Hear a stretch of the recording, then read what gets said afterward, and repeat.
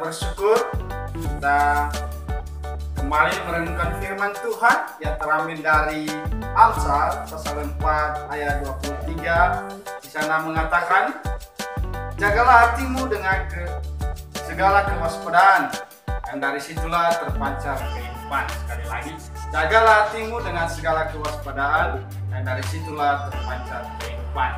Ya, firman Tuhan pada pagi hari ini, Tuhan mengingatkan kita supaya kita menjaga hati. Hati adalah merupakan pusat kehidupan kita, setiap kita dan setiap manusia. Ya, yang menjadi pertanyaan kita, mengapa kita harus menjaga hati? Ya, nah tentunya kita tahu bahwa kita harus menjaga hati karena itu adalah satu perintah Tuhan yang harus kita lakukan setiap saat dan setiap waktu. Ya, jadi dalam hal ini mari kita menjaga hati kita.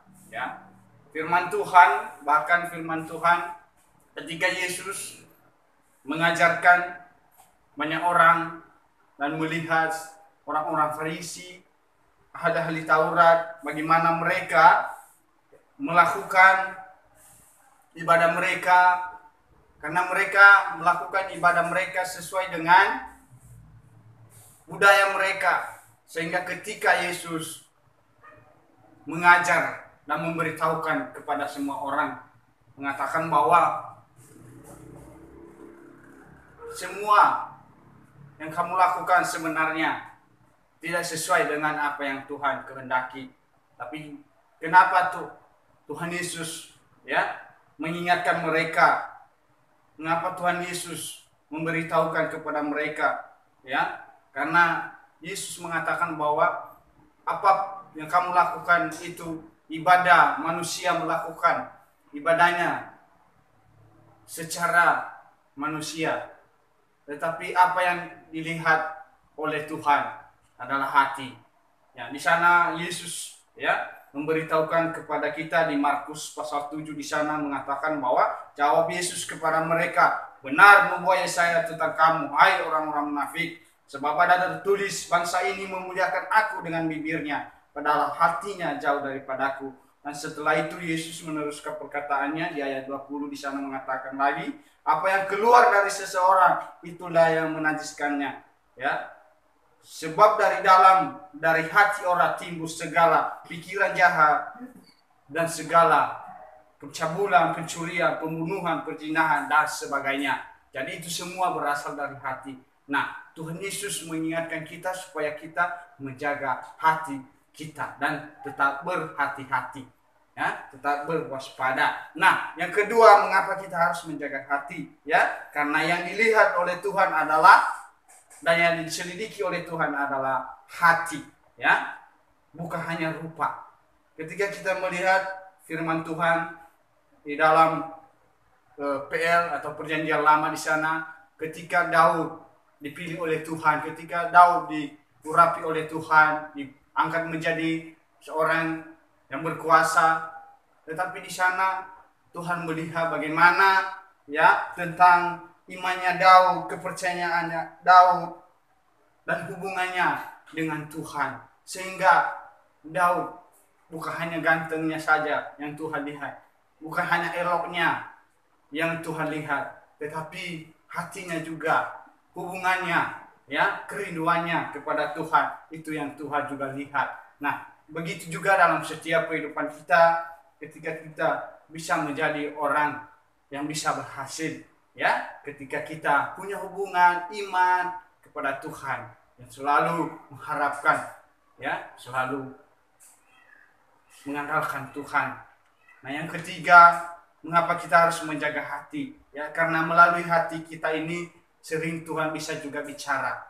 Tetapi kita juga ingat bahwa iblis juga bisa memakai juga hal demikian. Tetapi kita bisa melihat firman Tuhan, kita belajar tentang firman Tuhan. Salah satu contoh yang Markus ambil adalah tentang Kain dan Habel. Ya, di sana kita bisa melihat bagaimana Kain melakukan hal pembunuhan, hal yang tidak Tuhan sukai. Tetapi firman Tuhan itu selalu baik pada kita. Selalu Tuhan bicara, selalu Tuhan mengingatkan kita apa yang harus kita lakukan. Nah, kita bisa melihat di Kejadian 4 ayat ke-6 dan 7 di sana. Di sana ditulis firman Tuhan kepada Kain, "Mengapa hatimu panas dan mukamu muram? Apakah mukamu tidak akan berseri jika engkau berbuat baik? Tetapi jika engkau tidak berbuat baik, dosa sudah mengintip di depan pintu. Ia sangat menggoda engkau, tetapi engkau harus berkuasa atasnya." Ya, tetapi di situ kita melihat ayat berikutnya, justru Kain tidak mau mengikuti firman Tuhan, tetapi dia mengikuti keinginannya. Akhirnya dia jatuh dalam dosa, akhirnya dia membunuh. Kenapa? Karena dia tidak menjaga hatinya. Padahal Tuhan sudah bicara kepada dia. Sama dalam hidup kita, ketika Tuhan bicara sama kita, mari kita meresponi supaya kita jangan jatuh. Nah, bagaimana cara kita menjaga hati? Tentunya yang pertama tetaplah berdoa dan memuji Tuhan. Dan yang kedua, seringlah baca firman Tuhan atau sering dengar firman Tuhan. Karena itu menjadi bekal kita juga, menjadi kekuatan kita sehingga kita bisa, firman Tuhan itu bisa menghibur kita, menguatkan kita. Ya, yang ketiga, kita memerlukan Roh Kudus. Ya, kita harus mengakui Roh Kudus sebagai pribadi untuk membimbing kita dalam kebenaran. Bahkan Roh Kudus menolong kita dalam setiap kelemahan-kelemahan kita. Yang keempat yaitu jangan pendengaran kita, ya, jangan pendengaran kita, jaga mata kita juga, ya. Kenapa? Karena melalui pendengar kita, melalui mata apa yang kita lihat, itu bisa juga mempengaruhi, bahkan iblis juga bisa pakai itu supaya mengganggu setiap kehidupan kita, ya. Situasi juga bisa, sehingga kita tidak bisa mengontrol diri, menjaga hati kita. Akhirnya apa? Kita menjauh dari Tuhan. Nah, dalam hal ini yang kelima yaitu tetap percaya Tuhan Yesus, ya, tetap percaya dalam iman bahwa Yesus adalah Tuhan dan Juru Selamat kita. Tuhan Yesus adalah pengharapan kita.